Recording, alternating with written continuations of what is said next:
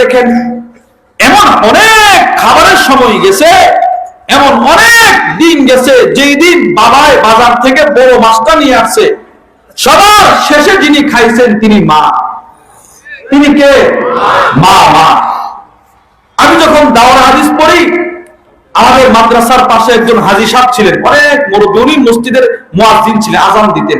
মাদ্রাসার ছুটি হলে এই লোকের 3 তলা বিল্ডিং আছে, ওই বিল্ডিং এ তিনি থাকতেন না, উনি ছোট্ট একটা জায়নামাজ নিয়ে, একটা বালিশ নিয়ে আইসা মাদ্রাসার বারান্দায় মাদ্রাসাকে পাহারাদারি দেওয়ার জন্য ঘুমায় থাকতেন। উনি একদিন, উনি প্রায় সময় আমাদের কাছে যাইতেন, ও বাসায় ওনার ভালো লাগতো না, ছাত্রদের সাথে একটু কথা বলতেন।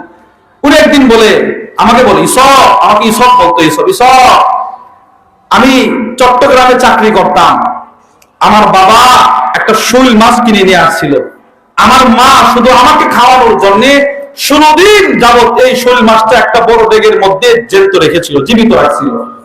আমি আসছি, আমার মা বলে তোর বাবা একটা বড় মাছ নিয়ে আসছিল, তোকে খাওয়ানোর জন্য আমি এতদিন পর্যন্ত রেখে দিয়েছি।